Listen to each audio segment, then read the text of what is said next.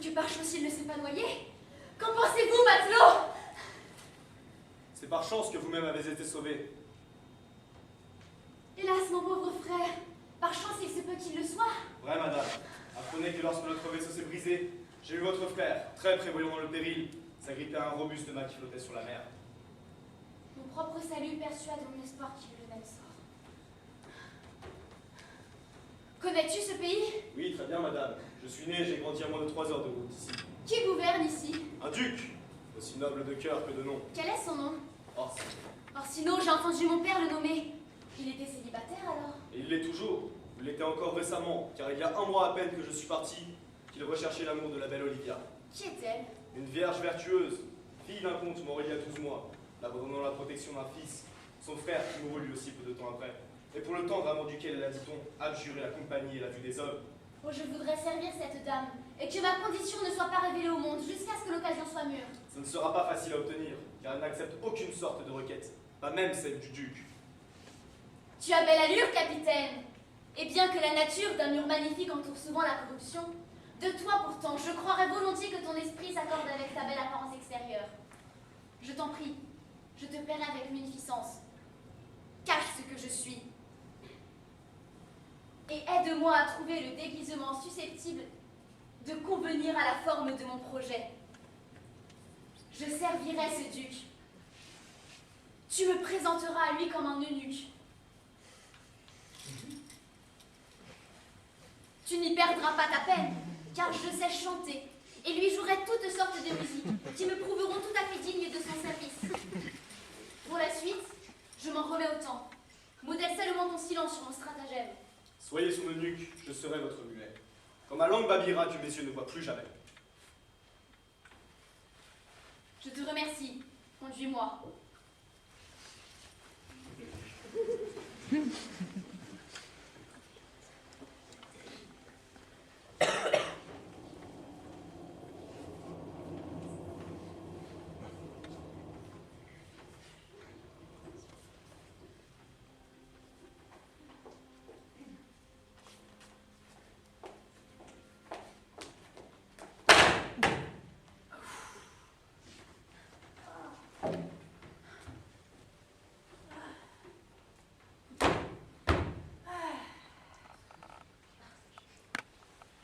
Quelle plaie! Qu'a donc ma nièce à prendre ainsi la mort de son frère? Le chagrin, j'en suis sûre, c'est l'ennemi de la vie. Par ma foi, sire Toby, vous devriez rentrer plus tôt la nuit. Votre nièce, ma maîtresse, blâme fort vos heures rendues. Eh bien, si elle veut blâmer, qu'elle brave! Ces saouleries et ces beuveries vous perdront. J'ai entendu ma maîtresse en parler hier, ainsi que d'un imbécile de chevalier que vous lui avez amené ici un soir pour qu'il soit son prétendant. Qui? Sur mon droit gaucher? Oui, lui. Il n'y a pas deux gaillards comme lui en Illyrie, hein. Et quel rapport?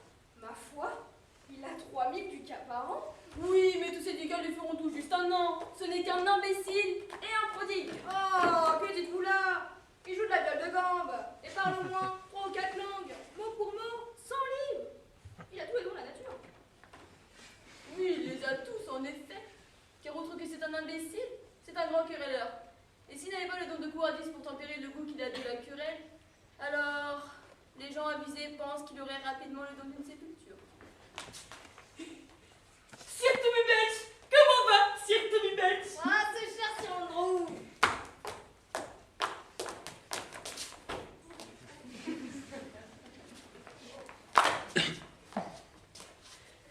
Dieu vous bénisse, jolie Teigne.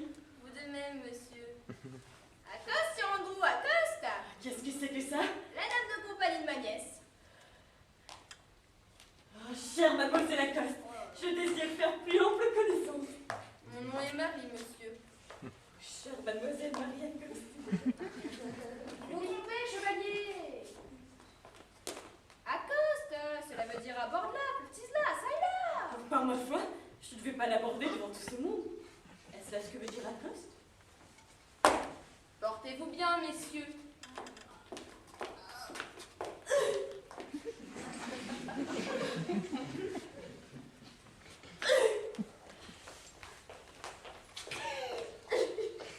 Oh, chevalier, il te faudra une coupe de vin des Canaries. Quand t'as joué aussi à plat. Ma parole, je rentre chez moi demain.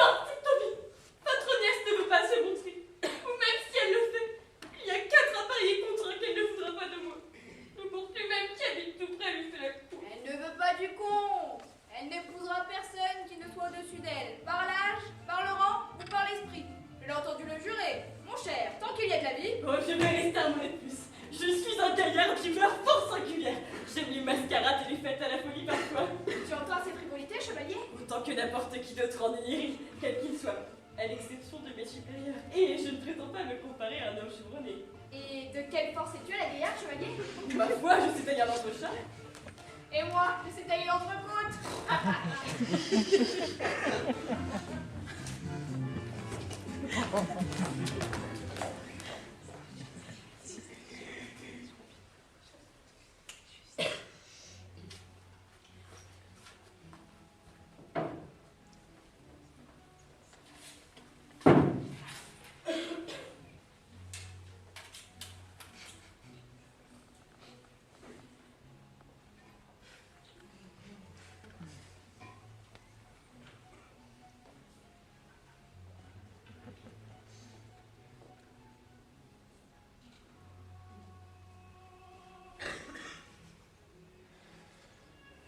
Zario! Hola! C'est Zario! Le voici, monseigneur. C'est À vos Zario. ordres. Je ne te connais que depuis 3 jours. Mais tu sais absolument tout. Je t'ai ouvert jusqu'au livre même de mon âme secrète. Aussi, mon jeune homme, dirige tes pas vers elle. Qu'on ne te refuse pas accès. Reste planté devant sa porte et dis que ton pied, ayant pris racine, poussera là jusqu'à ce qu'on t'accorde audience. À coup sûr, mon noble seigneur, si elle s'est abandonnée à son chagrin autant qu'on le dit, jamais elle ne me recevra. Fallait splendre! Franchis toutes les bornes de la courtoisie plutôt que de revenir sans résultat. Supposons que je lui parle, monseigneur. Que lui dirais-je? Eh bien, parle-lui de la passion qui m'anime. Gagne-la par le récit de ma sincère foi. Le rôle tira bien de jouer mes souffrances. Elle prêtera plus d'attention à ta jeunesse qu'un ambassadeur de plus grave apparence. Je ne le pense pas, monseigneur. Cher garçon, crois-le, car ce serait mal présenter ton âge heureux que de dire que tu es un homme. La lèvre de Diane n'est pas plus douce, ni plus vermeille. Ta petite voix flûtée, au perché, est celle d'une jeune fille. Enfin, tout te prédestine au rôle d'une femme. Ton astre, je le sais, est favorable à cette affaire. Réussis dans cette entreprise, et tu vivras aussi libéralement que ton maître, disant que sa fortune est tienne. Je ferai de mon mieux la cour à votre dame.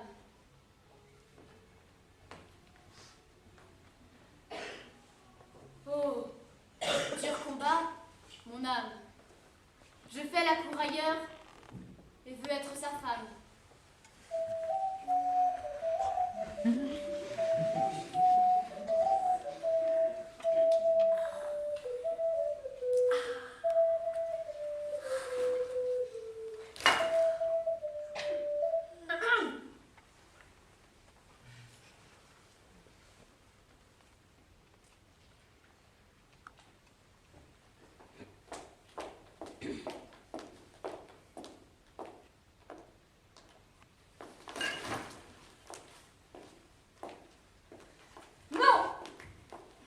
Me dis où tu as été, soit je n'ouvrirai pas les lèvres de la largeur d'un poil pour t'excuser. Ma maîtresse te fera pendre de ton absence. Qu'elle me pende. Celui qui est bien pendu en ce monde n'a plus d'ennemis à craindre. Il n'en voit plus aucun à craindre. Bien maigre répartie. Je peux te dire d'où est l'expression plus d'ennemis à craindre. Et où, chère mademoiselle Marie? À la guerre et dans tes bouffonneries, tu peux toujours prétendre y avoir été. Ma foi, Dieu donne la sagesse à ceux qui l'ont déjà. Quant à ceux qui sont fous, qu'ils fassent usage de leur talent. N'empêche que tu seras pendu d'avoir été absent si longtemps. Ou alors tu seras chassé. Et pour toi, n'est-ce pas la même chose? Souvent, une bonne pendaison. Une bonne pendaison empêche un mauvais mariage. Quant à être chassé, l'été est là, ce sera supportable. Tu es donc intraitable. Non, je ne suis intraitable que sur 2 points. Si l'un craque, l'autre retiendra. Mais s'ils craquent tous les deux, t'as qui l'autre? Juste, ma foi, très juste. Allez, va ton chemin.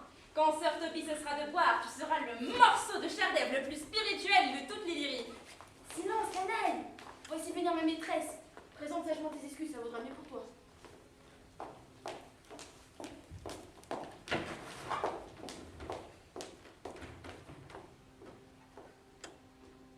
Esprit, si telle est ta volonté, inspire-moi d'heureuse folie.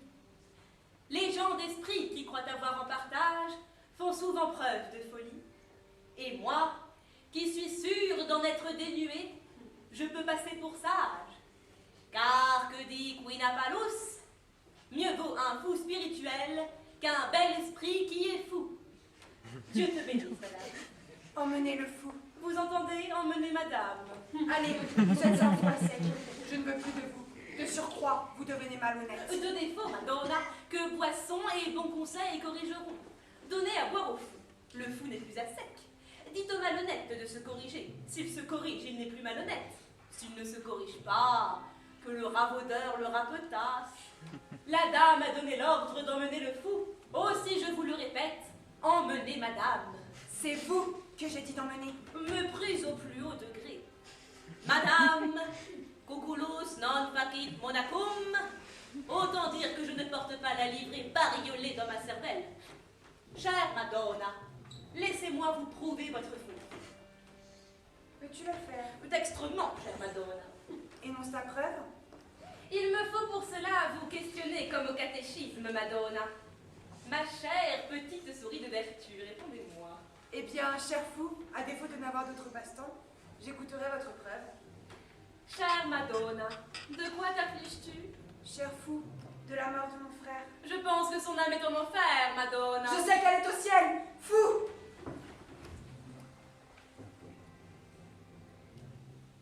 D'autant plus folle es-tu, Madonna, de t'affliger pour l'âme de ton frère si elle est au ciel. Emmenez-la folle, monsieur. Qu'en pensez-vous, Malvolio? Ne fait-il pas des progrès?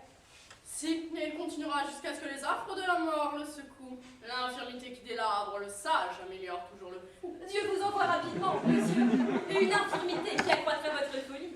Sir Toby est prêt à jurer que je ne suis pas malin comme un renard, mais il ne gagera pas dessous que vous n'êtes pas fou. Qu'avez-vous à répondre à cela, Malvolio? Je m'étonne que votre seigneurie prenne plaisir à la compagnie d'une fripouille aussi improductive.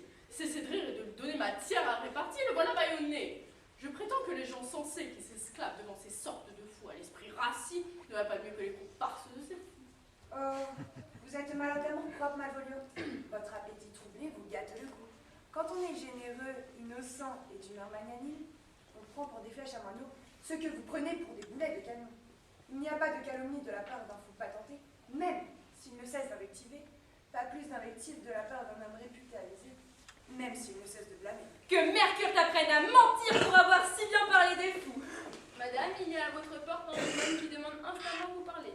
De la part du comte Orsino, n'est-ce pas? Je ne sais pas, c'est un charmant jeune homme. Lequel de mes gens le fait patienter? Tiens, Toby, madame, votre parent. Éloigne-le, il ne dit que des insanités. Honte à lui. Allez-y, vous, Malvolio. Si c'est encore de la part du comte, je suis malade ou bien je suis sortie. Ce que vous voudrez afin de l'éloigner. Vous voyez, monsieur, vos bouffonneries se font rances et déplaisent aux gens.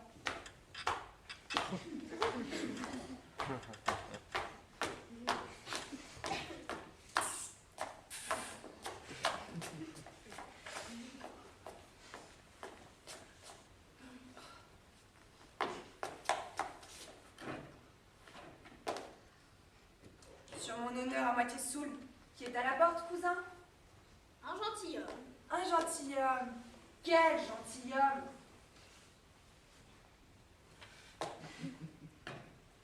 C'est un gentilhomme. Quel plaisir en mariner. Et bah quoi, j'irai. Cher Sir Toby, Cousin, cousin, comment avez-vous pu de si bonheur tomber dans cette hébétude? Habitude? Je défie habitude. Et quelqu'un à la porte. Oui, par la Vierge, qui est-ce? Mais qu'il soit le diable s'il veut, pourvu que j'ai la foi. D'ailleurs, peu importe. À quoi ressemble un homme ivre fou? à un noyé, à un fou et à un dément. Le premier verre qu'il enfièvre en fait un fou, le second un dément, et le troisième le noie. Va-t'en chercher le couronneur, qu'il enquête sur mon oncle, car il en est au 3e stade de l'ivresse. Il se noie. Va t'occuper de lui. Il n'en est encore qu'à la démence, Madonna. Ainsi le fou prendra soin du dément. Madame, le jeune homme là-bas jure qu'il vous parlera. Que faut-il lui dire, madame? Il est fortifié pour tout refus. Dites-lui qu'il ne me parlera pas. On le lui a dit, mais lui rétorque qu'il restera planté devant votre porte comme un poteau. Quel genre d'homme est-ce? Un homme du genre humain. Quelle manière, Tom! De très mauvaise manière. Nous vous parlerons de que vous voulions. Qu'il approche. Appelez ma suivante. Suivante. Je vous appelle.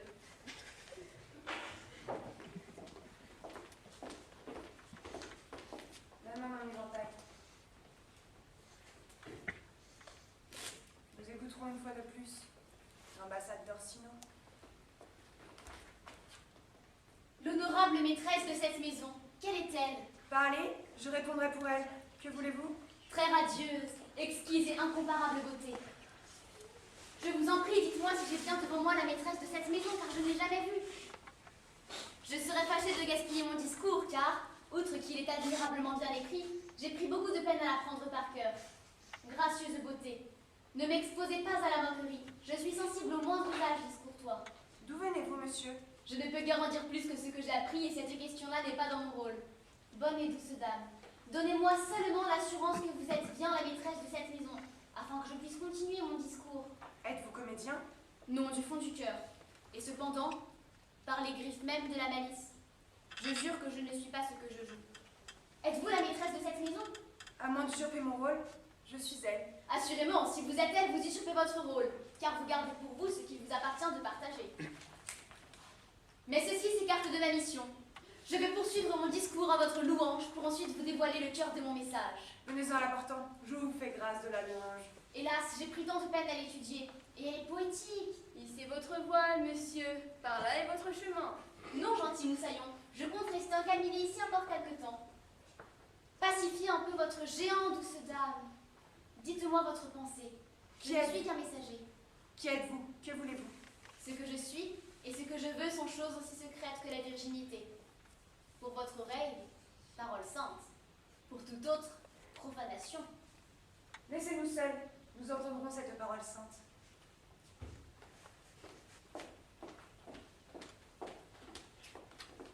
Eh bien, monsieur, votre texte?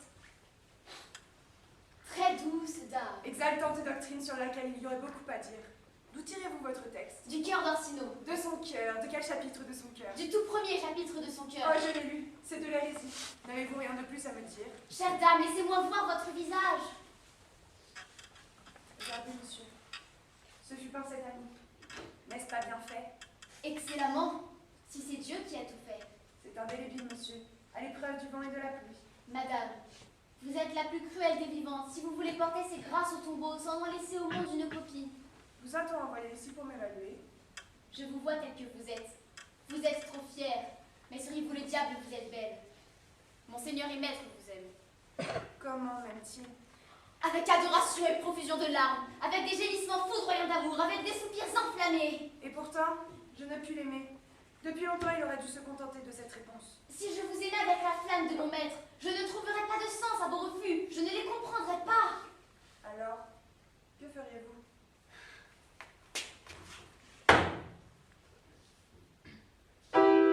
Je bâtirai à votre porte une hutte de saule, et j'invoquerai mon âme prisonnière dans votre maison. J'écrirai de fidèles cantilènes sur l'amour dédaigné, et le chanterai à tue-tête au profond de la nuit. Je crierai votre nom à l'écho des collines, et j'obligerai la rumeur babillarde de l'air à crier. Oh, lit, là!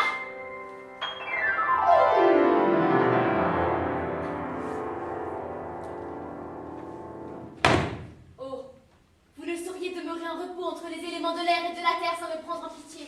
Vous pourriez beaucoup. Quelle est votre naissance? Meilleure que ma fortune, pourtant ma condition me convient. Je suis gentilhomme. Allez trouver votre maître. Dites-lui que je n'ai pu l'aimer, qu'il n'aura plus personne. À moins que vous, peut-être, ne reveniez me dire comment il prend la chose. Dépensez ceci pour moi.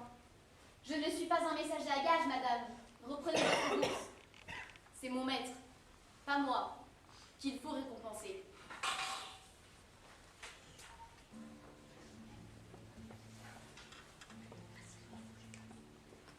Quelle est votre naissance? Meilleure que ma fortune, pourtant ma condition me convient. Je suis gentilhomme. Ah, je jurerais que tu l'es. Tes paroles, ton visage, tes membres, tes actions et ta fougue te donnent 5 quartiers de noblesse. Pas si vite. Doucement. Doucement. doucement. Ah, si le valet était le maître. Et quoi? Peut-on si vite attraper le fléau?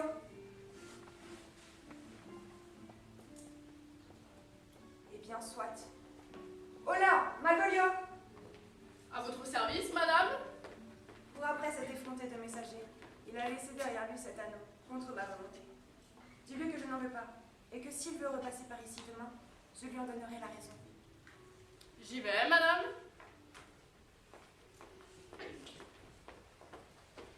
Je fais je ne sais quoi, et crains de découvrir que mon œil a bien trop flatté mon cœur.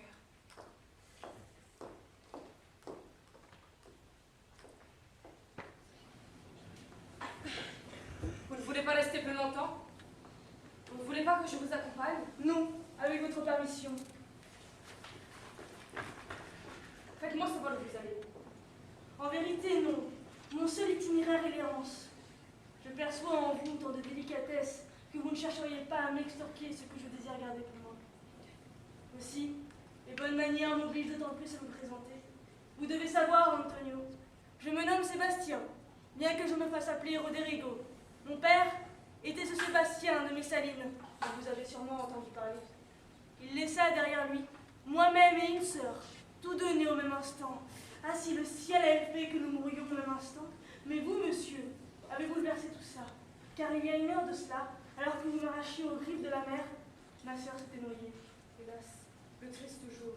C'était une jeune fille, monsieur, dont on disait qu'elle me ressemblait fort, et que beaucoup prenaient pour belle. Pardonnez-moi, monsieur, le pied de l'accueil que vous avez reçu. Oh, cher Antonio, pardonnez-moi de vous avoir importuné. Si vous ne voulez pas punir mon amour en m'assassinant, laissez-moi vous saluer. Adieu une bonne fois pour toutes. Je me rends à la cour d'Orsino. Adieu. Que la faveur de tous les dieux t'escorte. J'ai beaucoup d'ennemis à la cour d'Orsino. Sinon, je t'y retrouverai bientôt. Mais je t'aime tant. Advienne que pourra. Que me jouant du danger, j'irai pourtant là-bas. N'étiez-vous pas à l'instant chez la comtesse Olivia? À l'instant, monsieur, marchant d'un pas modéré, je suis arrivée qu'ici. Elle vous rend cet anneau, monsieur. Elle ajoute en outre que vous devriez donner à votre maître la certitude sans espoir qu'elle ne veut pas de lui. Et une chose encore, n'ayez plus jamais l'audace de revenir présenter sa requête. À moins que ce ne soit pour lui dire comment votre maître a pris la chose. Recevez donc ceci.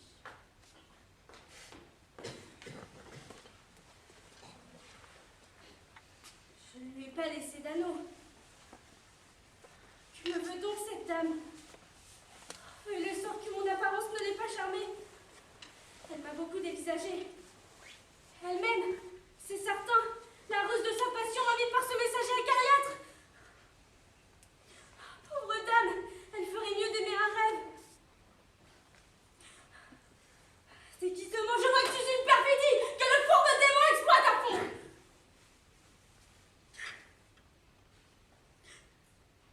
Que va-t-il advenir de tout cela? Mon maître l'aime chèrement, et moi, pauvre monstre, je suis tout aussi folle de lui, tandis qu'elle, dans sa méprise, semble m'idolâtrer.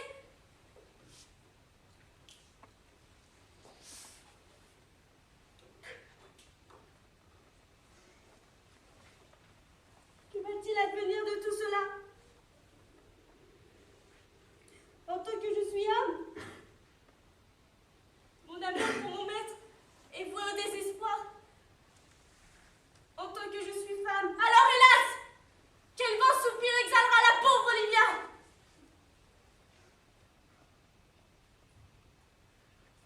Autant, c'est à toi et non à moi de démêler tout ça. Car c'est un nœud trop dur. Trop dur à dénouer pour moi.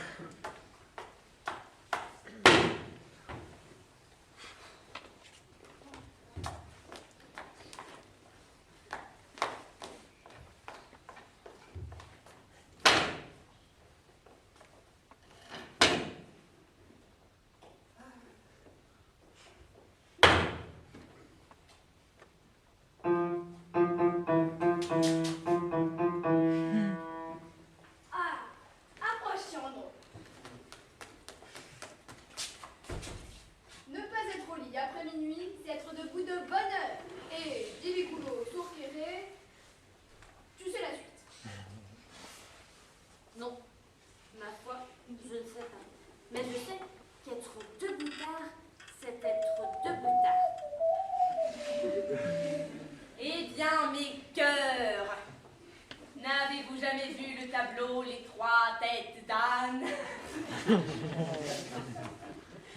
Bienvenue, Bricot. Et maintenant, chantons au canon. Voulez-vous une chanson d'amour ou une chanson de bonne vie? Oh, une chanson d'amour, une chanson d'amour. Oui, oui, une chanson d'amour. Je ne me soucie pas de mener une bonne vie. Oh, mistress mine, where are you roaming? Oh, mistress mine, where are you roaming? Oh, stay and hear your true love's coming. Oh, stay and hear your true love's coming. Every night in my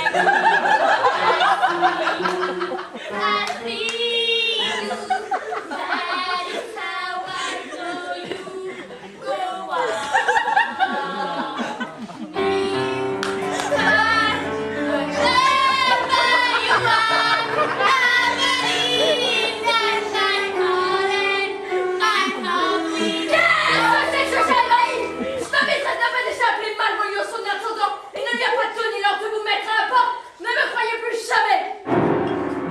Ma maîtresse est une chinoise. Nous sommes deux frères politiques. Malvolio est un cerbère. Malvolio est un cerbère, Malvolio est un cerbère, Malvolio. Ne suis-je pas son consanguin? Ne suis-je pas de son sang? Taratata madame. Malvolio est un cerbère. Malvolio est un cerbère, Malvolio est un cerbère, Malvolio est un cerbère. Messieurs, êtes-vous fous? Quoi, n'avez-vous ni bon sens, ni savoir, ni décence pour brailler à cette heure-ci de la nuit? Prenez-vous la maison de Madame pour un cabaret? Y a-t-il chez vous qu'un respect de la mesure? La mesure, monsieur, nous l'avons respectée dans notre canon. Va te faire pendre. Sire Toby, je dois vous parler franc. Madame m'a chargé de vous dire que bien qu'elle vous héberge en qualité de parent, elle n'a en rien cousine de vos désordres. Si vous pouviez vous séparer de votre inconduite, vous êtes le bienvenu dans cette maison. Sinon, s'il vous plaît de prendre congé d'elle, elle est tout à fait prête à vous dire adieu. Qu'es-tu de plus qu'un intendant? Allez, monsieur. Une coupe de vin, Maria. Mademoiselle Marie, si vous estimez la faveur de Madame un prix plus élevé que le mépris, vous ne prêteriez pas la main à de tels désordres. Madame le saura, je le jure. Allez secouer vos oreilles d'âne ailleurs. Ce sera un acte aussi louable que de boire quand on a faim, de le provoquer en duel, puis de lui faire faux bond et de le ridiculiser. Fais-le, chevalier. Je vais rédiger le défi. Ou je lui transmettrai de vive voix ton indignation. Non. Cher Sir Toby, patientez pour cette nuit. Depuis que le chevalier du comte est venu trouver ma maîtresse aujourd'hui, elle est toute troublée. Pour Monsieur Malvolio, Monsieur le Noir. Que vas-tu faire? Je vais laisser choir sur son chemin une mystérieuse lettre d'amour dans laquelle il se verra décrit avec une parfaite exactitude. Mon écriture est tout à fait semblable à celle de Madame. Excellent. Je flaire le stratagème. Moi aussi, je le sens dans mon nez. Cette lettre que tu vas laisser choir, il croira qu'elle vient de ma nièce et qu'elle est amoureuse de lui. En effet, mon projet est un bourrin de ce poil-là. Et ton bourrin fera de lui une bourrique. Un divertissement royal, je vous le garantis. Je sais que je vous passe tous les deux à un endroit où il ne peut manquer de trouver la lettre. Pour cette nuit, au lit. À nous révéler ce qui va arriver. Allons, il est trop tard pour aller au lit maintenant. Allez là, chevalier, je vais préparer du vin.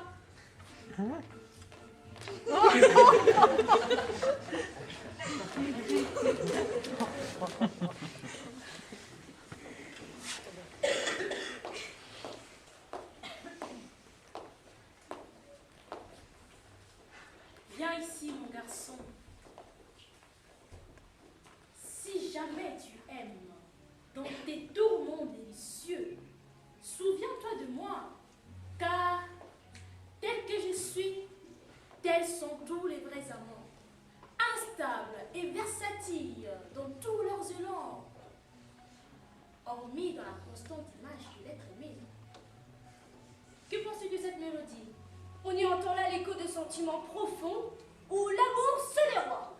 Tu parles en maître sur ma vie. Tout jeune que tu es, ton œil s'est attardé sur un visage qu'il aime, n'est-ce pas, mon garçon? Peut-être, si vous le permettez. Quelle sorte de femme? Elle a votre tournure. Alors n'y te faut pas? Quel âge, ma foi? À peu près votre âge, monseigneur. C'est trop vieux par le ciel. La femme doit toujours prendre un homme plus âgé qu'elle. Ainsi, elle se fait à lui. Ainsi, elle règne sur un pied d'égalité dans le cœur de son mari. Car, mon garçon, quoi que nous prétendions, nos désirs sont plus capricieux et échangeants, plus impérieux, plus vacillants, plus vite en fuite, plus vite usés que ceux de femmes. Je le crois, monseigneur. Alors, que ton amour soit plus jeune que toi. Sinon, ton attachement ne pourra pas rester intense. Car les femmes sont comme les roses dont la fleur s'épanouit de sa beauté et s'étiole en une heure. C'est vrai, que ce soit vrai. Quelle désolation! Mourir alors qu'elles atteignent la perfection.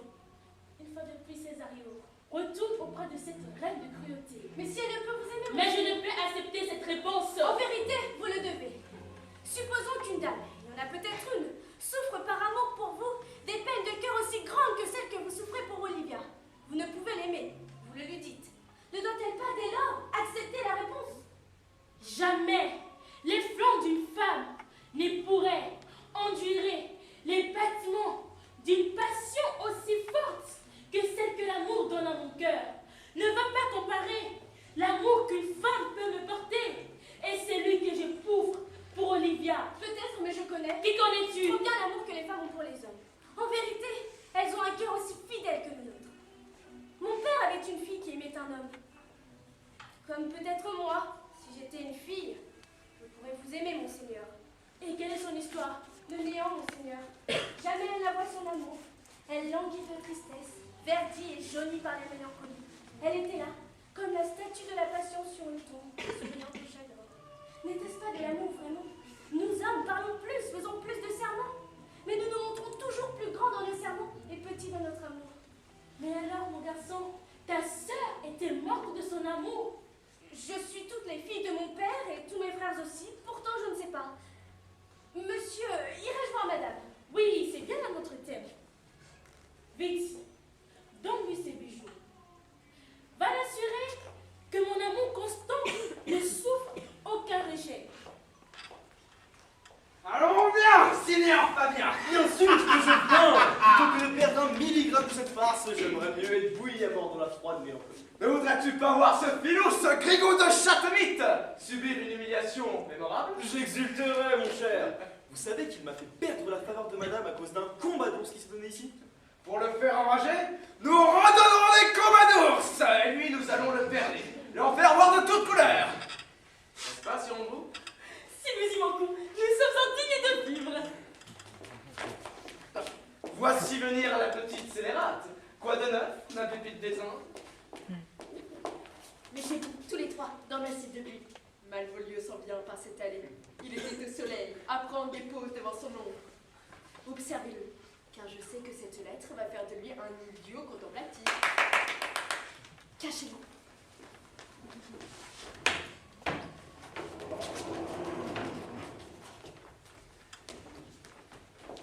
Toi, reste là, car voici venir la truite qu'il s'agit de prendre à chatouillon.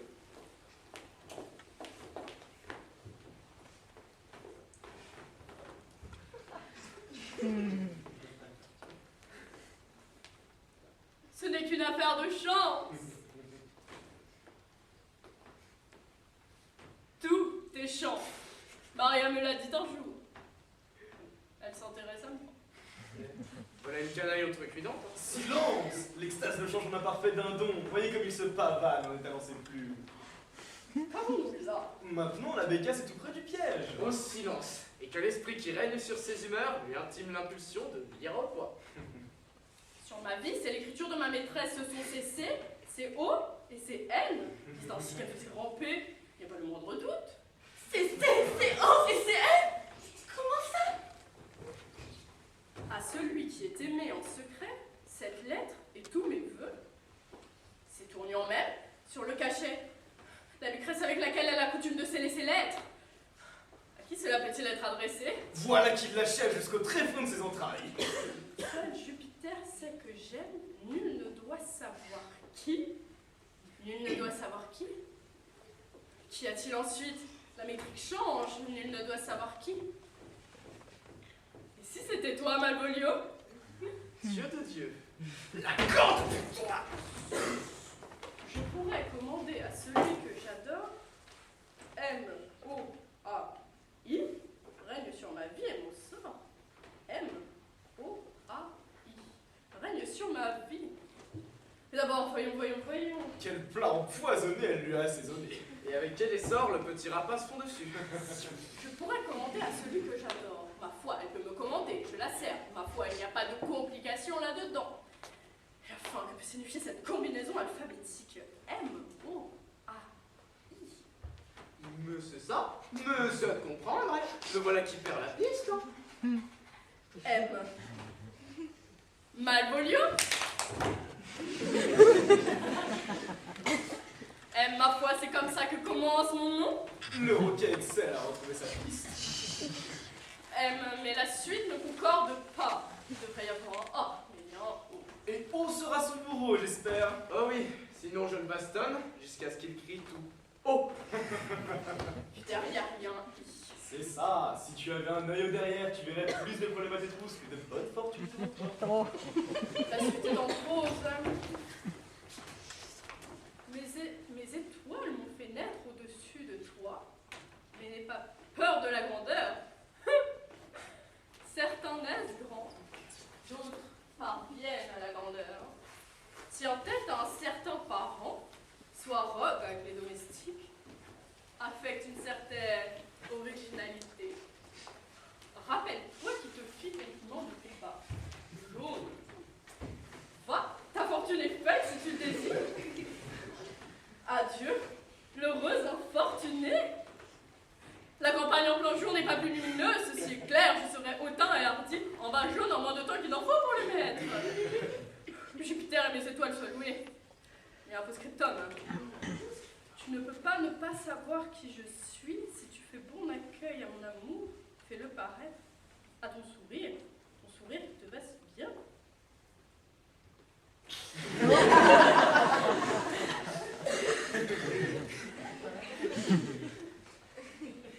Jupiter, je te remercie.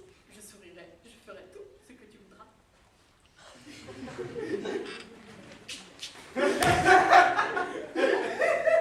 Je n'échangerai pas ma part de cette farce contre une pension de 1000 livres versée par le chaque perse. Et je pourrais épouser cette fille pour ce stratagème. Et moi aussi. Et je ne demanderai pas d'autre dot qu'une autre plaisanterie de cette espèce. Et moi non plus. Voici venir la belle attrape-du. Veux-tu mettre ton pied sur ma nuque? Monsieur Ranier. Jouerai-je ma liberté ôtée et deviendrai-je ton esclave? Et moi aussi, ma foi. Dis-moi, tu l'as plongé dans un tel état que lorsque le nuage se dissipera, il sera sûrement fou. Oui, mais dites-moi la vérité. Est-ce que ça lui a fait de l'effet? Comme de l'aquavite sur une sage-femme. Alors, si vous voulez voir les fruits de notre farce, guettez sa première apparition devant ma maîtresse, car il va se présenter devant elle en bas jaune, une couleur qu'elle aime, et il y fera des sourires qui sont si contraires à sa disposition. Elle qui s'est vouée à la mélancolie, qu'il ne peut lui valoir qu'une insigne disgrâce. Si vous voulez voir ça, suivez-moi. Jusqu'aux portes du Tartare.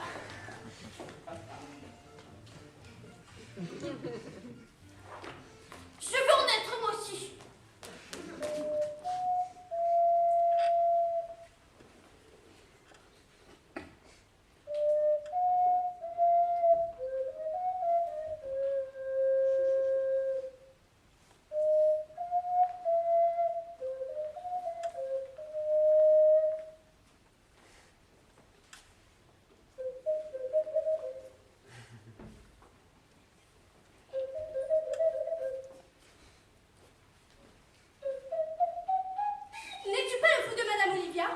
En vérité, non, monsieur.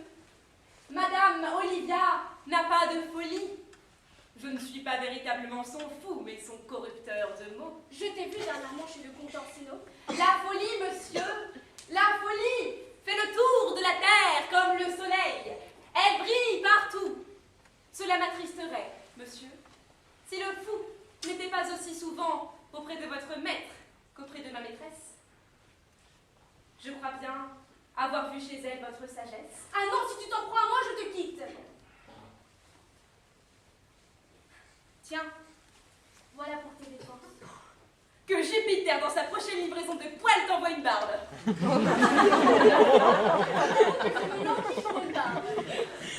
Encore que je n'aimerais pas qu'elle me pousse au menton.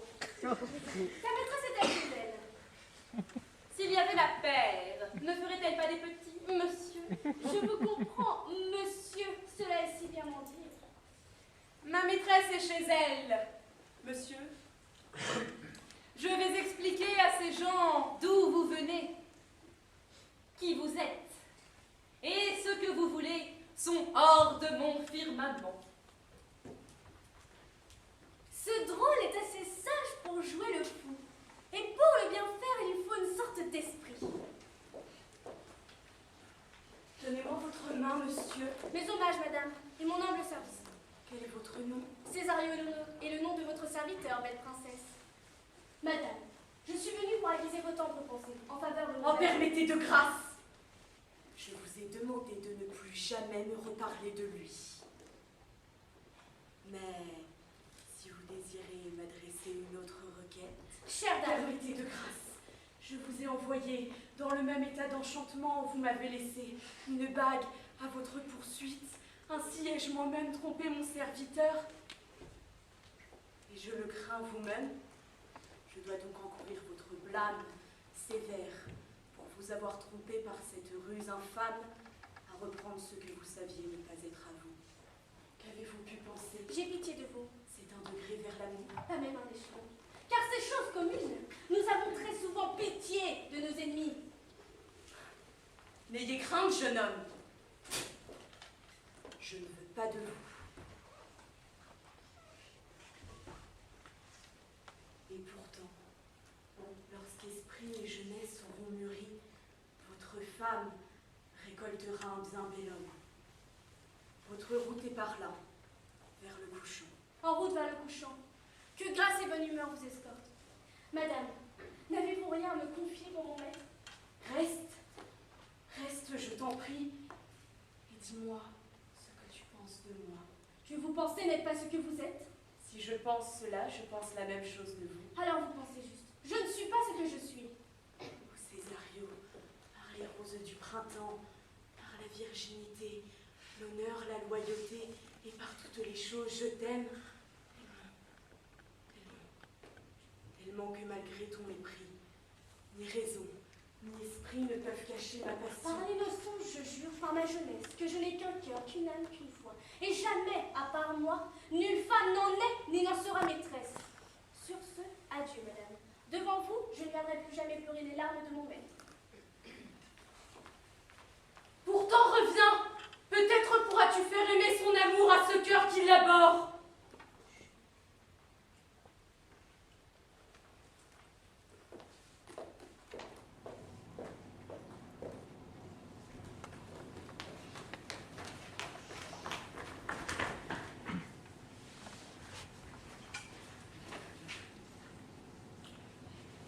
Je n'aurais pas voulu vous importuner délibérément, mais puisque vous prenez du plaisir à vos peines, je ne vous vendrai plus.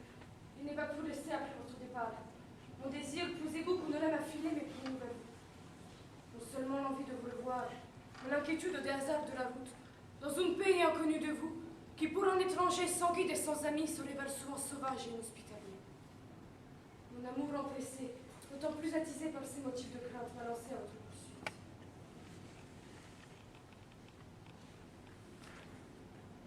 Mon doux Antonio, je ne peux vous dire que merci. Merci et encore merci. Mais si ma fortune était aussi réelle que ma reconnaissance, vous seriez mieux traité. Qu'allons-nous faire? Irons-nous visiter les monuments antiques de cette ville? Demain, monsieur, chercherons d'abord à vous loger. Je ne suis pas fatiguée. Il y a du temps encore avant la nuit. Je vous en prie, satisfaisons nos yeux. Les monuments célèbres et les glorieux vestiges qui font la renommée de cette cité. De grâce, pardonnez-moi. Je ne peux sans danger me promener dans ces lieux. Jadis, dans une bataille navale contre les galères du comte, il me soit illustré de façon si notoire que je ne pourrais qu'appeler des ma cause s'y était pris. Vous avez dû tuer bon nombre de gens. Si l'on devait m'arrêter en ce lieu, je le paierais cher. Alors ne vous montrez pas trop en public. Cela vaudrait mieux pour moi. Tenez, monsieur, voici la bourse. Dans les faubourgs du sud, à l'éléphant, c'est là qu'il vaut mieux loger. Retrouvez-moi là-bas. Votre bourse, pourquoi? Peut-être votre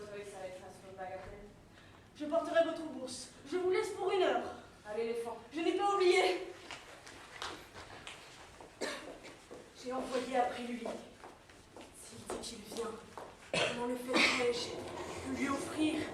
Car la jeunesse s'achète plus souvent qu'elle me donne, bien même me prête. Je parle trop fort. Où est Malvolio?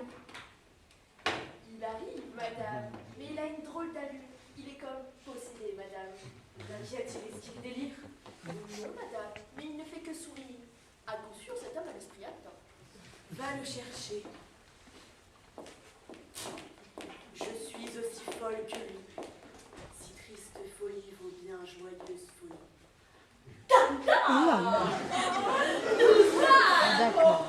Douze dames! Tu souris? Je t'ai envoyé pour une affaire triste, madame! C'est moi qui pourrais m'attrister. Ça vous coupe le sang, c'est vachonne!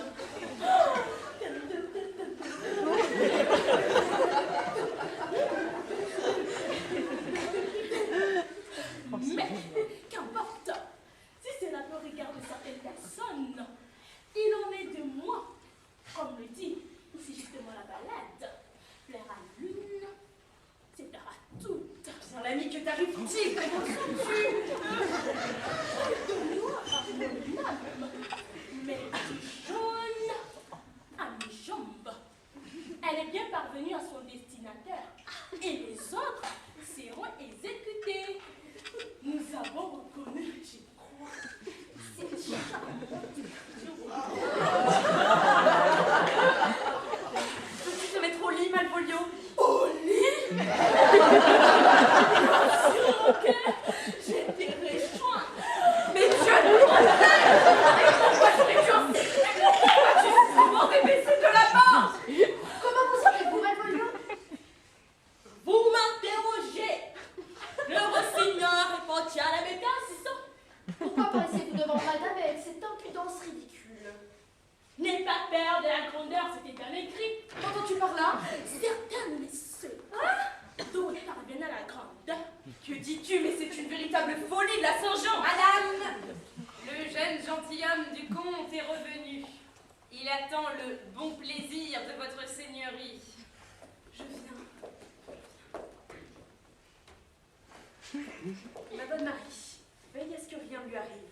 Je ne voudrais pas pour la moitié de ma dot qu'il lui arrive malheur. Oh, oh. Vous commencez à me considérer maintenant. Voilà qui concorde précisément avec la lettre. Où est-il par tous les saints? Le voici. Comment ça va, monsieur? Comment ça va, l'ami? Allez, je vous chasse. Laissez-moi jouir de ma solitude. Hélas, de quelle bonne caverneuse le démon parle en lui. Bon, sur Toby, ma maîtresse vous prie de veiller sur lui. Oh, oh, elle dit cela. Allons, allons. Paix. Nous devons le considérer avec douceur. Mais comment vous sentez-vous, Malvolio? Comment ça va? Voyons, l'ami, il faut se battre contre le diable. Oh, savez-vous ce que vous dites? Il faudrait apporter son pipi à la voyance. Faites bien ses prières. Mes prières précoces. Hélas, il ne veut pas entendre parler de religion. Allez tous vous pendre. Vous êtes des fainéants, des créatures de rien.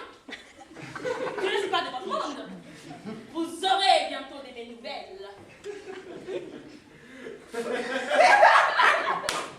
Mais nous allons le rendre complètement fou! La maison sera plus tranquille. Venez, nous allons le mettre dans une chambre noire et le ligoter. Ma nièce croit déjà qu'il est fou. Ma foi, je ne resterai pas une seconde de plus. Pourquoi? Pour ma parole, j'ai vu votre nièce prodiguer plus de faveur aux domestiques du groupe qu'elle ne vous l'a jamais octroyé. Elle ne l'a fait que pour vous exaspérer. Vous auriez dû l'assommer! Vous croyez? Mais oui, provoque-moi Jean-Vanceau du comte en combat singulier. Ma nièce en prendra bonne note. Va te placer en embuscade à l'angle du verger et j'apporterai ton défi.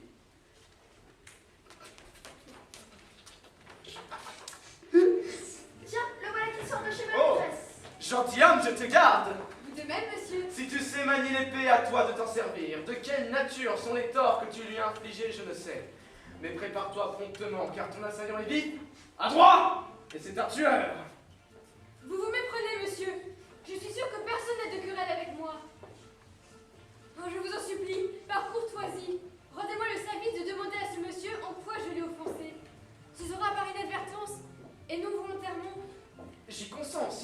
bien demeurer auprès de ce gentilhomme jusqu'à ce que je revienne.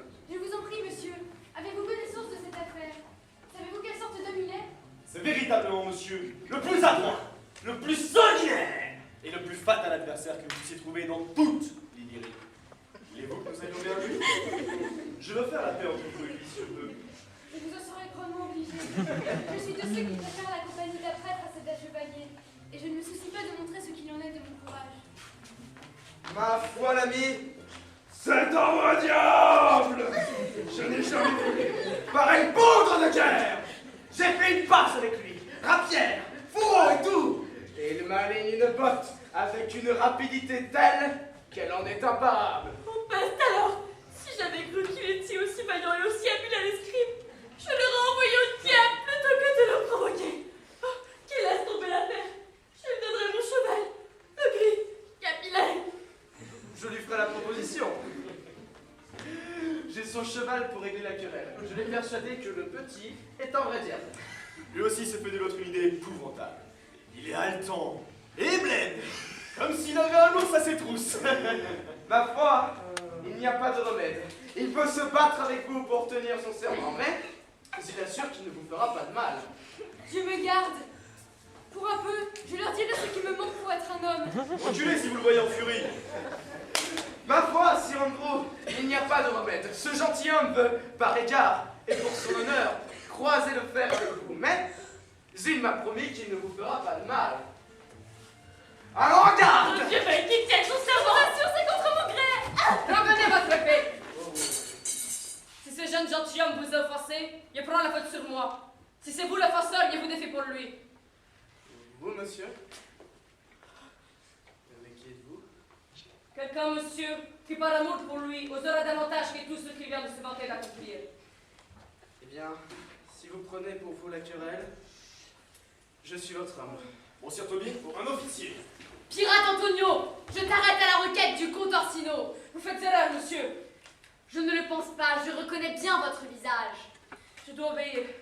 Ceci m'arrive pour vous avoir cherché. Mais il n'y a pas de remède, je dois rendre compte. Et je dois vous demander un peu de mon argent. Quel argent? Pour la belle générosité que vous m'avez montrée ici, je veux partager avec vous ce que j'ai. Tenez, voici la moitié de mon bien. Est-il possible que mon dévouement pour vous vous laisse indifférent? Vous devenez fou. Avancez, monsieur. Sébastien, pour déshonorer une noble apparence. Ces mots semblent surgir d'une telle émotion. Puissais-je, frère chéri, avoir été prise pour toi, car il a nommé Sébastien?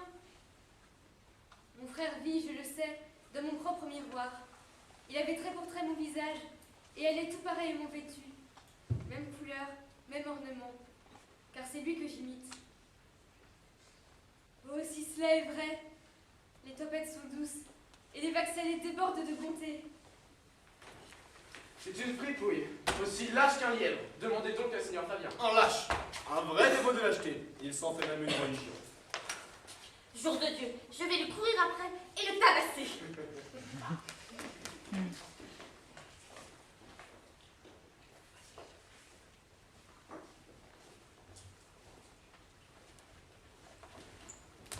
Voulez-vous me faire croire qu'on n'a pas envoyé après vous?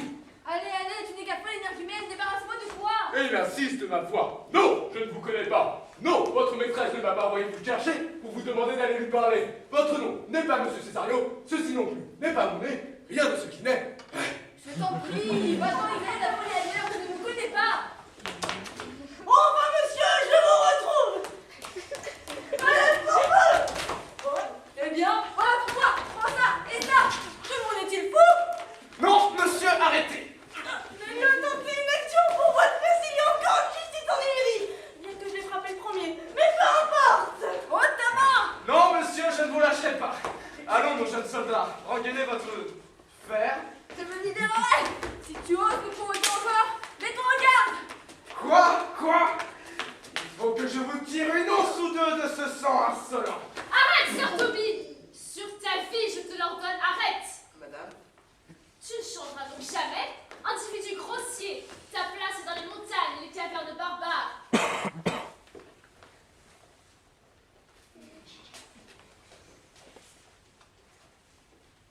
Ne sois pas offensé, cher Césario.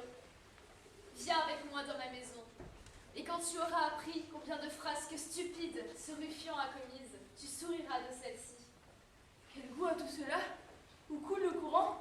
Ou c'est moi qui suis fou, ou si c'est un rêve? Je t'en prie, laisse-toi gouverner par moi. Madame, volontiers. Viens, que cela soit.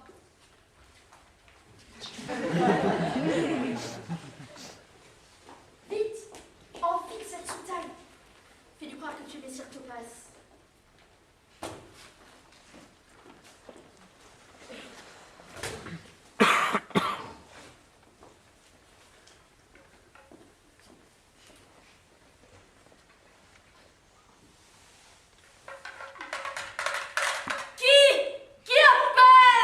Monsieur Topaz, le curé, qui vient rendre visite à Malvolio le démon. Messire Topaz, ils m'ont enfermé ici dans de hideuses ténèbres. Ne croyez pas que je sois fou, Messire Topaz. Fille, perfide Satan, tu dis que cette maison est ténébreuse. Comme l'enfer, Messire Topaz. Mes enfants, elle a des fenêtres plus transparentes que des barricades et de hautes croisées aussi du nord, plus lumineuses que les belles. Et pourtant, tu te plains de l'obscurité. Je dis que cette maison est aussi sombre que la bêtise. Je ne suis pas plus fou que vous, Messire Topaz. Faites-en l'épreuve en me posant une série de questions. Quel est l'avis de Pythagore en ce qui concerne les oiseaux sauvages?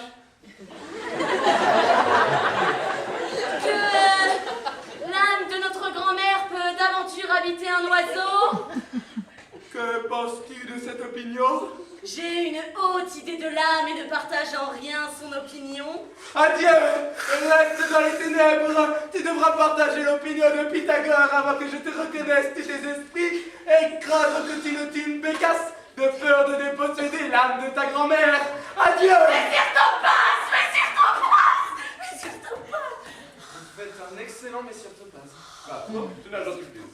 Je ne te vois pas. Va donc lui parler avec ta vraie voix. Cette bouffonnerie est assez durée et je n'aimerais pas offenser ma nièce davantage.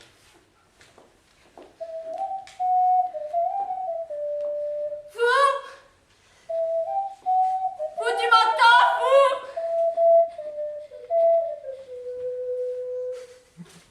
Qui appelle?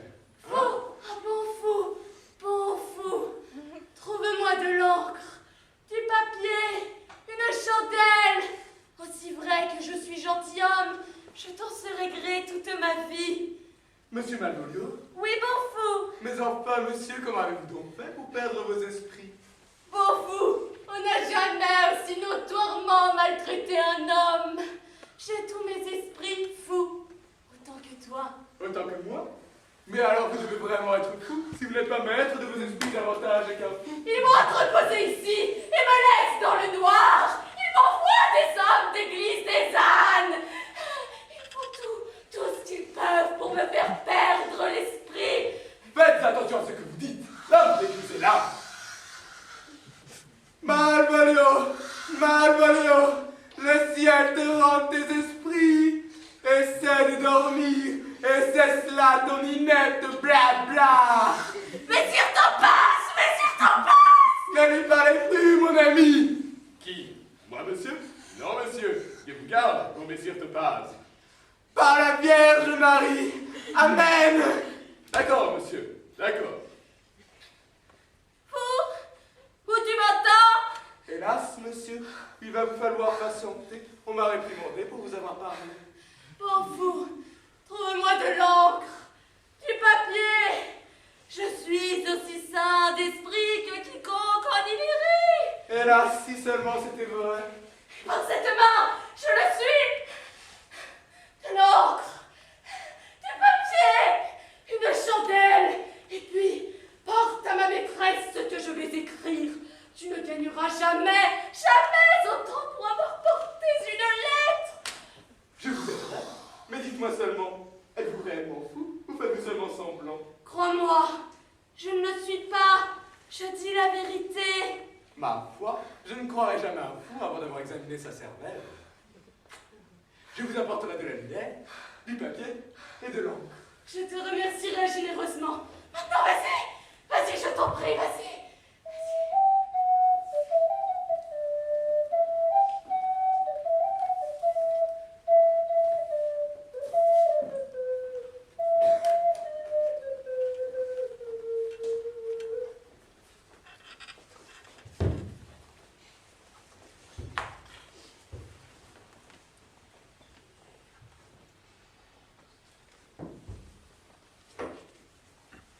voici le grand air.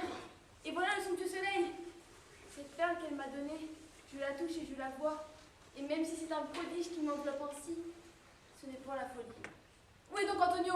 Je n'ai pu le trouver à l'éléphant. Pourtant il s'y est rendu. Et j'ai appris là-bas qu'il avait parcouru la ville à ma recherche.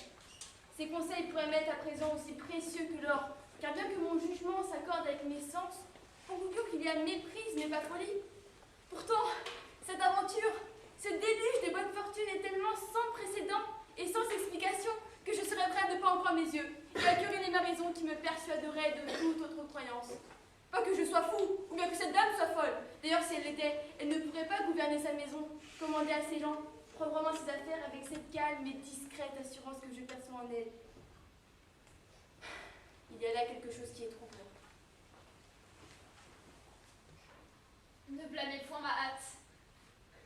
Si vos intentions sont droites, venez à présent avec moi et avec ce saint homme à la chapelle toute proche. Là, devant lui, et sous les voûtes consacrées, engagez-moi la pleine assurance de votre foi, en sorte que mon âme jalouse et trop anxieuse puisse vivre en paix. Il tiendra la chose secrète jusqu'à ce que vous désiriez qu'elle soit divulguée. À ce moment-là, nous célébrerons notre union, comme il convient à ma naissance. Que dites-vous? Je suivrai ce saint homme et avec vous j'irai, ayant juré ma foi fidèle à tout jamais. Conduisez-nous, mon père, et que brillent les cieux, montrant par leur éclat qu'ils approuvent ces vœux.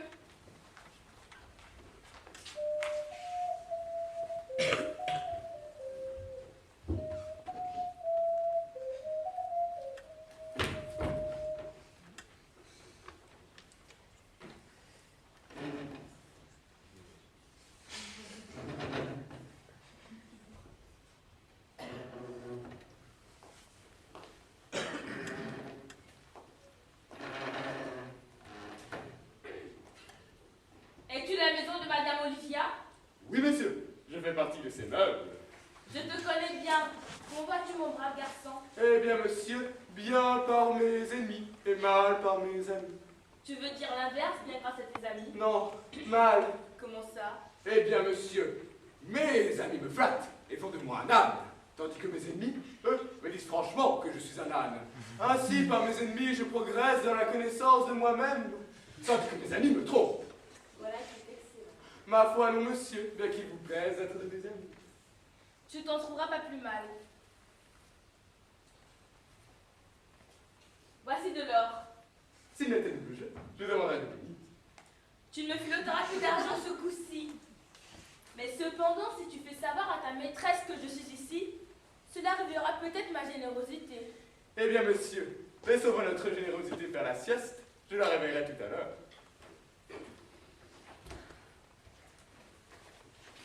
Voici l'homme, monsieur, qui m'a porté secours. Ce visage-là, je m'en souviens fort bien. Orsino, voici ce pirate Antonio. Il m'a rendu service, monsieur, en tirant l'épée pour me défendre. Mais à la fin, il m'a tenu un étrange discours. Je ne sais ce qu'il disait, c'était pure démence. Pirate notoire, brigand des mers salées, quelle faute est méritée qu'à livrer à la merci des autres de tes sanglants outrages envers tes ennemis? Orsino, noble prince, c'est ton envoûtement qui m'a mené ici. Ce garçon si ingrat qui est là près de vous. Je l'ai sauvé de la gueule furieuse et écoumante de la mer démontée. Pour le défendre, j'ai dégainé mon pistolet lorsqu'il fut attaqué. Mais alors que l'on m'appréhendait, son hypocrite ruse lui inspira l'audace de ne plus me connaître. En un clin d'œil, il me refusa ma propre bourse, que j'avais mise à sa disposition à peine une demi-heure auparavant. Comment sera-ce possible? Quand il est arrivé dans cette ville? Aujourd'hui, monseigneur. Avant cela, pendant 3 mois, sans arrêt, sans interruption, jour et nuit, nous nous sommes tenus compagnie.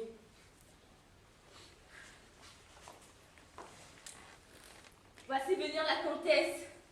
Maintenant, le ciel marche sur la terre. Quant à toi, énergumène, tes mots sont pure folie. Depuis 3 mois, ce jeune homme est à mon service. Mais nous verrons ça plus tard. Que désire monseigneur, hormis ce qu'il ne peut avoir?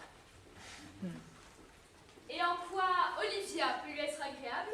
Madame, Césario, vous ne tenez pas la promesse que vous m'avez faite? Madame. gracieuse Olivia, Que dites-vous, Césario?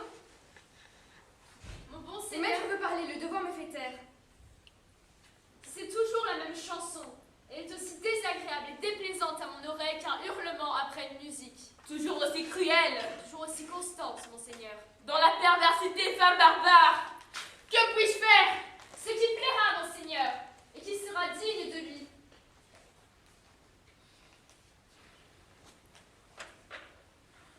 Mes pensées sont mûres pour le mal.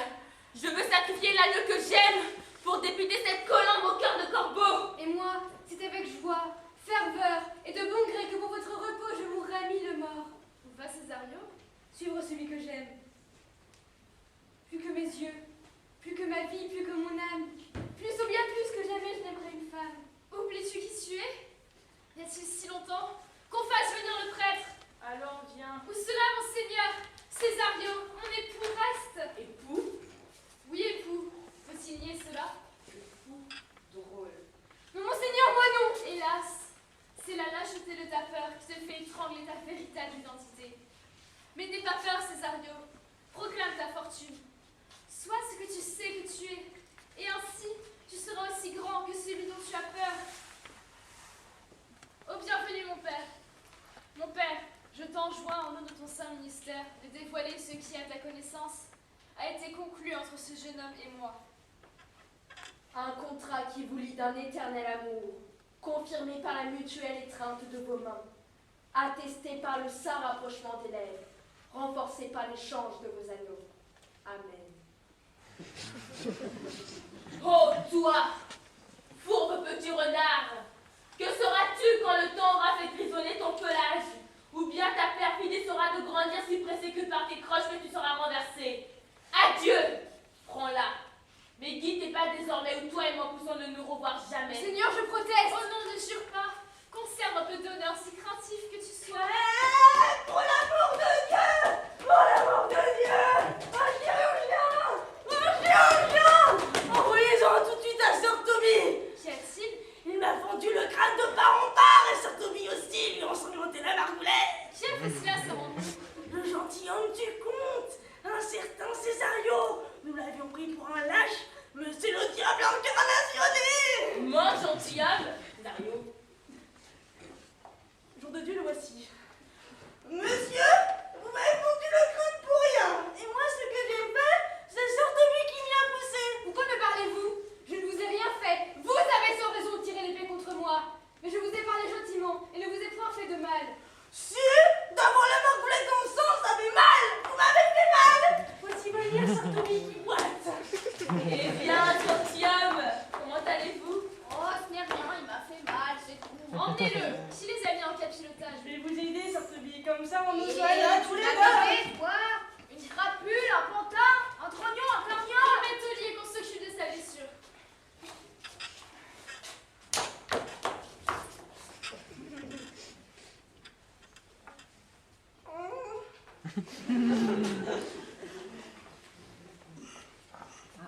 Je suis navrée, madame, d'avoir blessé votre parent. Mais vous jetez sur moi un regard bien étrange. Et je perçois par là que cela vous a offensé. Pardonnez-moi, ma douce, au nom même des vœux que tout à l'heure encore nous sommes échangés. Un visage, une voix, un habit et deux personnes, comme les lésions optiques ou ce qui n'est pas. Antonio? Ah, mon cher Antonio! Êtes-vous Sébastien? Je suis en doute, Antonio?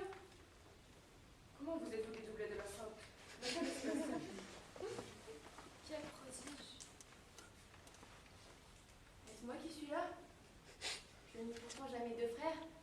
Il n'y a pas dans ma nature ce don divin que d'être ici et partout. J'avais une sœur, que les vagues aveugles de la tempête ont dévorée. Par charité, quel est votre lien de parenté avec moi? Quel est votre nom, votre pays, votre famille? Je suis de Messaline. Mon père s'appelait Sébastien, et un autre Sébastien est mon frère. C'est vêtu comme vous qui s'ouvra de sa tombe marine. Si les esprits peuvent emprunter forme et vêtements, vous êtes venus nous effrayer. Je suis un esprit, certes, mais revêtu de ce corps que j'ai, comme les autres, reçu en sortant du ventre de ma mère. Si vous étiez une femme, car tout le reste concorde, je laisserai couler mes larmes sur votre joue, et je dirai, sois trois fois la bienvenue, ô Viola la noyée. Mon père avait un gras de beauté sur le front, le mien aussi, et il est mort le jour où Viola eut 13 ans. Oh, ce sentiment est encore vivant dans mon âme. Il acheva, il est vrai, son mortel pèlerinage le jour où ma sœur eut 13 ans. Si rien ne s'oppose à notre bonheur commun, que ce costume masculin par moi usurpé, ne m'embrassez pas, avant que toutes les circonstances de lieu, de temps et de hasard ne concourent à prouver que je suis bien Viola. Pour vous le confirmer, je vous emmènerai de cette ville voir le capitaine chez qui sont détenus mes vêtements de fille. C'est par son entremise secourable que je fus préservée et puis servir ce noble comte. Tous les événements de ma fortune, depuis lors, se sont partagés entre cette dame et ce seigneur. Et c'est ainsi, madame, que vous êtes méprise. Mais la nature en ses détours n'a fait que suivre sa pente. Vous voulez vous unir à une vierge. En ce cas, sur ma vie, vous n'êtes point trompée. Vous êtes unis à la fois à un homme et à la virginité. Ne restez pas stupéfaite.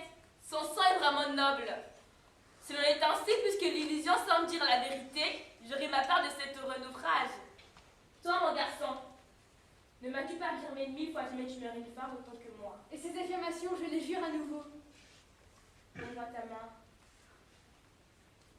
Et laisse-moi te voir dans tes habits de femme. C'est le capitaine qui m'a mené sur ce rivage qui détient mes vêtements de jeune fille. Il est pour l'instant en prison, à la suite d'une action intentée par Malvolio, un gentilhomme de la maison de madame. Il le fera libérer. Allez chercher Malvolio. Mais hélas, je me souviens maintenant. On dit que le pauvre homme a l'esprit bien troublé. Comment va-t-il, l'ami?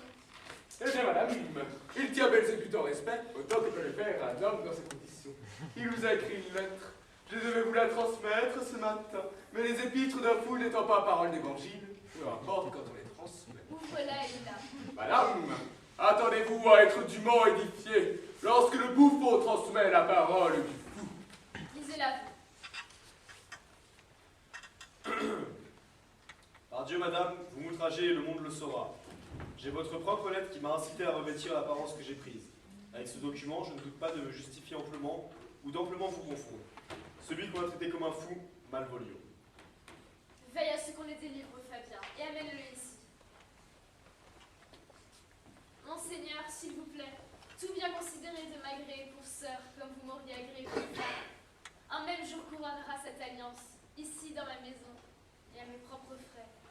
Je suis disposée à embrasser votre offre. Voici ma main. Vous serez désormais la maîtresse de votre maître. Et ma sœur, oui, vous l'êtes. Est-ce là le démon? Lui-même, Monseigneur.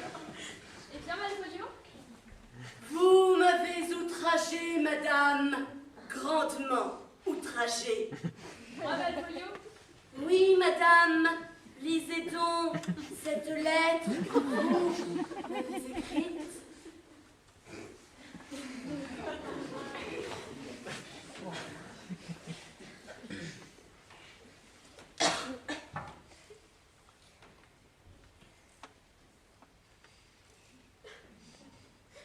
Mais hélas, Malvolio, ce n'est pas mon écriture. Bien que j'avoue qu'elle lui ressemble beaucoup. Elle n'est sans doute qu'un de la main de Maria. Et maintenant j'y pense. C'est elle qui m'a tout d'abord dit que tu étais fou. Chère madame, écoutez-moi. J'avoue très franchement que c'est moi-même et Toby qui avons tramé ce stratagème contre Malvolio.